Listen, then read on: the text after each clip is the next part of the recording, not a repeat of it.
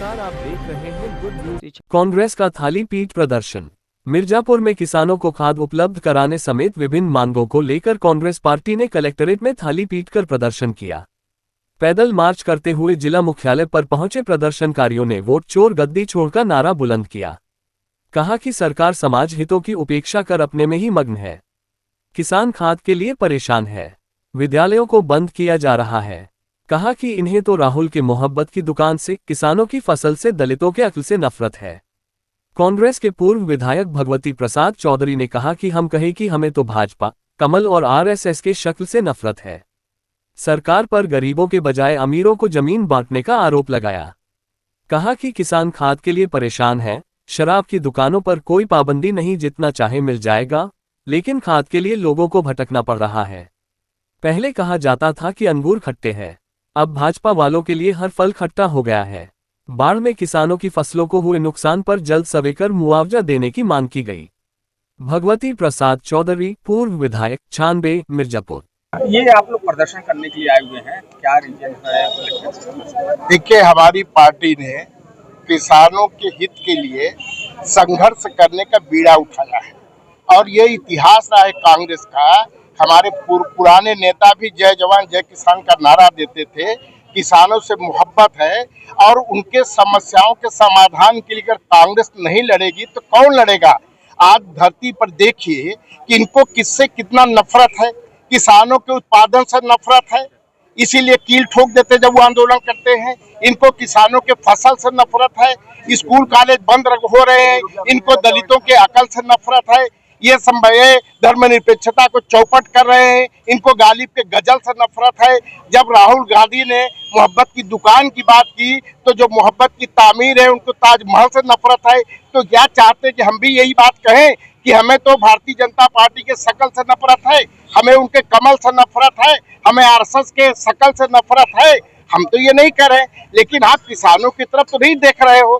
किसान खाद के लिए परेशान है। आप शराब की दुकान पर तो कोई प्रतिबंध नहीं है, वहां तो जो लाइन लगा है चाहे नहीं लगा है, जो चाहे जितना चाहे गांजा की दुकान पर चले जाए, सब मिल जाएगा। अब किसान जो देश के लिए अर्थव्यवस्था को, खाद्य व्यवस्था को मजबूत कर रहा है, उसके लिए आप खाद नहीं दे रहे, इसके लिए चिल्लाने की जरूरत पड़ रही है। तो उनकी नीयत खराब है और ये महंगाई का बोझ किसानों के माध्यम से देश की जनता पर देना चाहते हैं। बिहार की वोट यात्रा से अच्छा एक बार फिर कांग्रेस में जान फूकी। उत्तर प्रदेश में क्या लग रहा है कि स्थिति बेहतर होने का? संगठन को लेकर के एक बड़ी होती है। हमारी पार्टी केवल सत्ता के लिए पार्टी राजनीति नहीं करती, वो आवाम के लिए राजनीति करती है।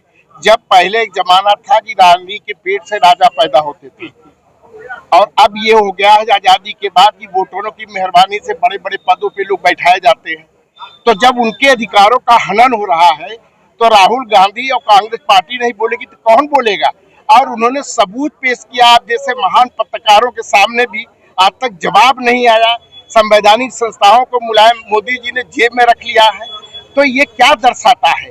तो ये कहने का मेरा मतलब है कि अगर हमारी आंखें नहीं खुलेंगी, हम जनता की लड़ाई कैसे लड़ेंगे? हाइड्रोजन बम जल्दी आएगा। देखिए, आएगा। अभी आपने देखा कि बिहार में एक विश्वास जमीन दलितों को नहीं दिया जा रहा है। आदिवासियों के उनके अधिकार छीने जा रहे हैं। हजारों एकड़ भूमि आपने अडानी अंबानी को क्यों दे दिया?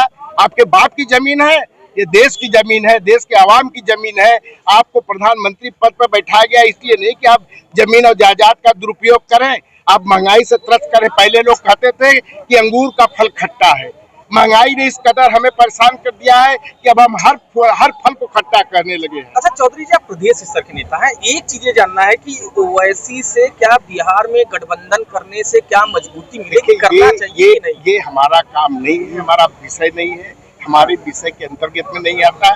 ये हमारे बड़े नेता, हमारी पार्टी के जो नीति निर्धारक लोग हैं वो ये तय करेंगे। आप विधायक रहे हैं, आप कांग्रेस के बड़े प्रदेश के नेता रहे हैं, जिसे एक अपना मत होता है। तो हम अपनी जिम्मेदारी का निर्वहन कर रहे हैं कि जनता की समस्या के लिए कचहरी में लड़ना हो, थाने पे लड़ना हो, कमिश्नर क्या लड़ना हो, डीआईजी क्या लड़ना हो, तो हम उनके साथ खड़े हैं। गांव स्तर तक संगठन कैसे मजबूत है? क्या इसको लेकर के कोई रणनीति? मैंने कहा कि हमारी पार्टी एक संगठन सृजन की अभियान भी चला रही है। पहले हम जमीन स्तर पे पहले मास पार्टी थे, बेस मतलब हम कैडर बेस नहीं थे, हम मास पार्टी बेस थे।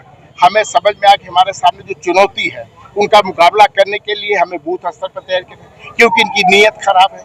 ये वोट चोरी के माध्यम से अभी मैं विज्ञापन पढ़ा था भारतीय जनता पार्टी के लोगों का और आपके सामने रखना चाहता हूँ कि प्रधानमंत्री के जन्म दिवस पे पखवाड़ा मनाएंगे रक्तदान के लिए, और रक्तदान का आह्वान किसको करें? दलित, कमजोर, पिछड़ा वर्ग को, और उसको रक्तदान के लिए आमंत्रित कर रहे हैं जिसको मतदान आपने खत्म कर दिया है।